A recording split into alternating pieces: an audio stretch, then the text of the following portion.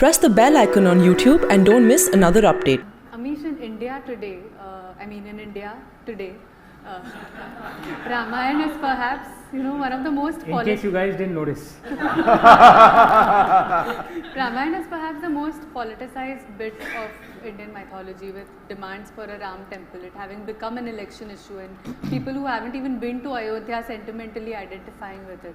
What is, and please don't dodge this one, but what is the mythological legitimacy of such a demand, and how do you see it?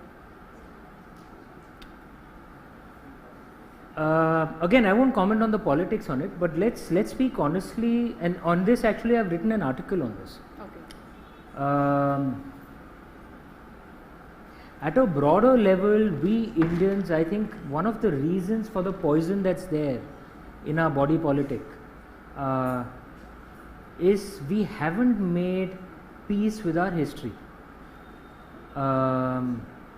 We haven't had what you'd call a Truth and Reconciliation Commission.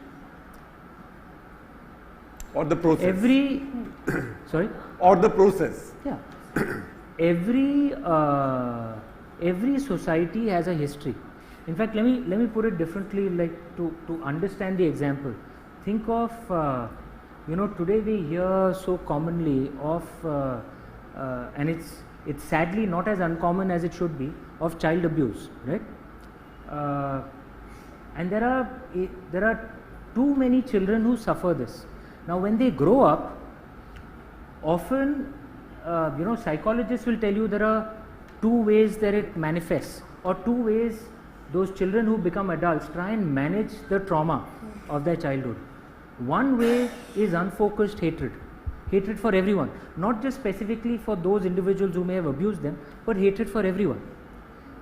The other way is denial, right? नहीं मेरे साथ तो कुछ हुआ ही नहीं, just suppress it completely. You don't need a psychologist to tell you that both these approaches are not healthy, right? In the modern world, you find a similar approach in various parts of the world.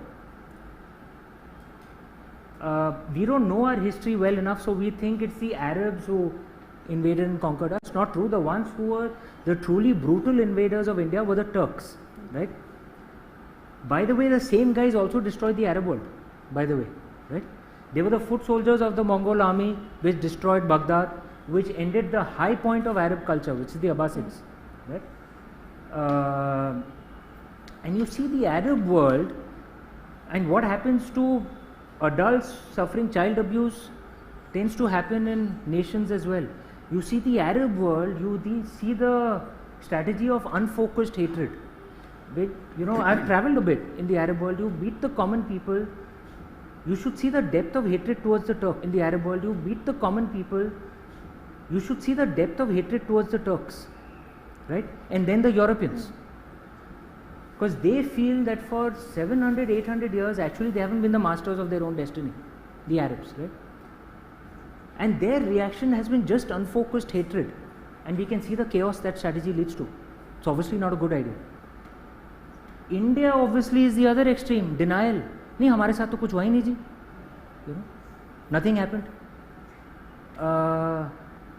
What that strategy does pushes pain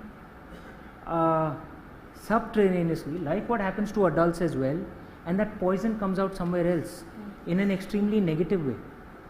What should we do as a mature society? Speak honestly about what happened. It did happen, right? One of the major mistakes our establishment historians made, I guess because most of them are still, were highly anglicized and frankly didn't really know that much about India, really. Some of the people who've written our seminal history books actually don't know a word of Sanskrit. Can you believe that? It's like someone writing the seminal French history books without knowing a word of French. It's bizarre, right? But that's what we've accepted for 70, 80 years. I think one of the biggest mistakes they made was calling what was essentially the Turkic colonial rule as the Islamic rule. It wasn't the Islamic rule. Indian Muslims weren't a part of that ruling elite. It was always Turkic colonial. The nobles, read the list of nobles, Uzbeks, Turkmens, all Turks, right?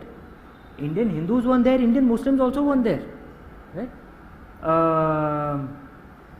We don't call the British colonial rule the Christian rule, because obviously it was not. Why do we call the Turkey colonial rule the Islamic rule? Right? We must speak honestly of what happened and make our peace with it, and realize that what happened in the past has nothing to do with today.